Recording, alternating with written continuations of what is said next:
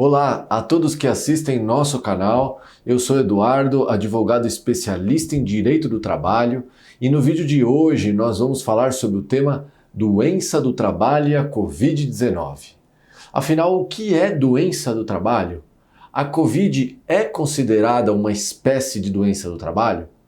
E o que significa essa classificação como sendo doença do trabalho ou não? O que isso redunda em direito para o empregado? Neste vídeo vamos esclarecer para você, portanto fique com a gente e saiba mais sobre esse tema tão presente em nossas vidas na atualidade. Primeiramente, para que possamos dar o passo inicial nesse vídeo, é importante esclarecer para você que nos assiste o que é doença do trabalho. Vamos lá. A doença do trabalho é aquela doença que resulta das condições ambientais do local em que o empregado costuma realizar as suas atividades num contrato de trabalho. É definida como uma doença que foi adquirida ou desenvolvida em função de condições especiais em que o trabalho é realizado, em que o trabalho é desenvolvido. Neste caso, o trabalho não é a causa específica da doença, mas tem uma influência sobre ela. A doença do trabalho não é um problema que acompanha o trabalhador quando ele muda de empresa, por exemplo, pois não está relacionada à atividade ou categoria, mas sim está relacionada às condições de trabalho existentes. Vou tentar dar um exemplo para que vocês compreendam melhor. Por exemplo, uma diminuição da audição de um empregado gerada pela má utilização de EPIs, ou ainda de EPIs de má qualidade, que não abafam os ruídos da forma adequada, exigida na lei. Essa é uma das possibilidades de doença do trabalho. Ou seja, dentro desse exemplo, se o empregador tivesse oferecido o equipamento correto e um ambiente seguro para o seu empregado desenvolver as atividades, o problema não teria ocorrido durante a realização das atividades. É lógico, ocorreu porque o produto era defeituoso, né? Nesse sentido, vale ressaltar que a doença do trabalho, quando afeta a capacidade laborativa do empregado, é ela equiparada ao acidente de trabalho. Em outras palavras, um empregado que desenvolve uma doença do trabalho possui os mesmos direitos daqueles empregados envolvidos em um acidente de trabalho típico. Há uma igualdade de direitos, doença do trabalho e acidente de trabalho. No início da pandemia do novo coronavírus, foi publicada a MP, que é a Medida Provisória número 927 do ano de 2020, que dispunha sobre as medidas trabalhistas que poderiam ser adotadas pelos empregadores para a preservação do emprego e da renda, enfrentando assim esse estado de calamidade pública existente. Dentre outros temas, essa MP dispunha que os casos de contaminação pelo coronavírus não seriam considerados doenças ocupacionais, exceto mediante comprovação pelo próprio trabalhador, pelo próprio empregado, da existência de nexo causal entre o trabalho e a doença.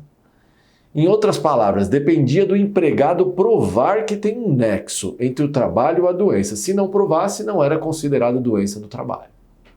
Contudo, o Supremo Tribunal Federal suspendeu os artigos dessa MP, que assim previam o tema, passando a Covid-19 a ser considerada sim como doença do trabalho.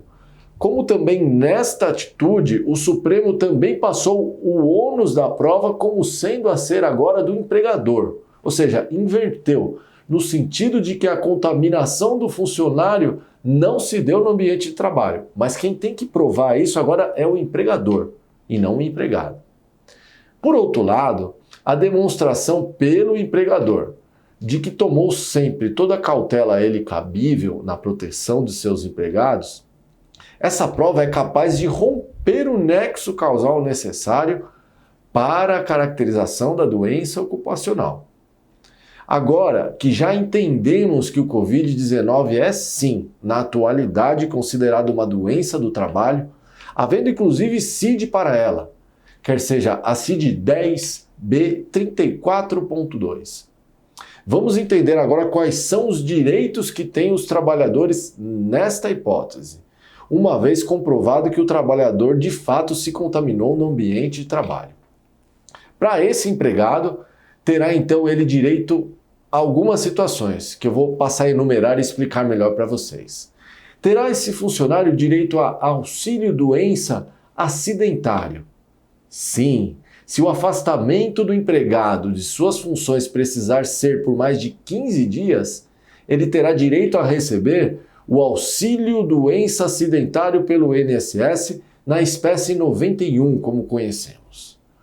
Ou seja, o empregador custeará apenas os primeiros 15 dias de afastamento e depois o INSS concederá o benefício de auxílio doença acidentário até uma nova perícia médica concluir que o empregado está apto a retornar ao exercício de suas funções. Vale lembrar que mesmo durante o afastamento, a empresa deverá continuar depositando o FGTS do trabalhador. Se, no entanto, a incapacidade do empregado for permanente, o colaborador pode até vir a ser aposentado por invalidez. Outro direito a que um empregado contaminado no ambiente de trabalho possui é o direito à estabilidade provisória, que significa, em outras palavras, que quando o empregado é acometido por uma doença do trabalho, deve o mesmo ser afastado pelo INSS, tendo em conjunto uma estabilidade de emprego quando retornar à sua função. Essa estabilidade se dá pelo período de 12 meses subsequentes da alta. Ou seja, ele não poderá ser dispensado sem justa causa, salvo se a empresa preferir aí pagar uma indenização substitutiva desse período. Ou seja, ou dá a garantia do emprego por 12 meses, ou indeniza todo esse período, como acontece no aviso prévio, né? Outro direito que pode ter o empregado contaminado é o de obter ele na justiça uma reparação pelo dano moral sofrido. Normalmente, uma doença do trabalho ou ocupacional viola direito da personalidade do trabalhador, o que caracteriza, consequentemente, aí, danos de origem de cunho moral, né? Nesses casos, a legislação garante ao empregado uma indenização, desde que fique comprovado o dolo ou culpa da empresa em ter tomado os cuidados de forma indevida. Poderá também o empregado contaminado vir a ter direito a uma eventual pensão. Pensão, é isso mesmo, hein? Além das indenizações citadas há pouco, cabe mencionar se a doença vier a implicar de alguma forma em redução ou supressão total da capacidade laboral, o empregado pode vir a ter direito a uma pensão mensal vitalícia, ou também outro valor em uma parcela única, até como determina o artigo 950 do Código Civil. Muito bem, procurei de forma bem objetiva trazer para você, nosso público, um pouco de conteúdo trabalhista sobre esse momento delicado de pandemia que passamos. Espero que tenham gostado do vídeo, que é tema super atual, que proporciona a todos vocês que estão aí do outro lado ficarem sabendo mais sobre os seus direitos. Se você gostou desse vídeo, não se esqueça de curtir e compartilhar nosso conteúdo com seus amigos e familiares nas redes sociais. Inscreva-se no nosso canal para ficar sempre atualizado dos novos vídeos com assuntos de interesse público sobre o direito do trabalho. Dúvidas e sugestões que tiverem, podem enviar pelo canal, pelo e-mail e por nossa página na web www.ggradvogados.com.br. Até breve, um grande abraço para você e até a próxima.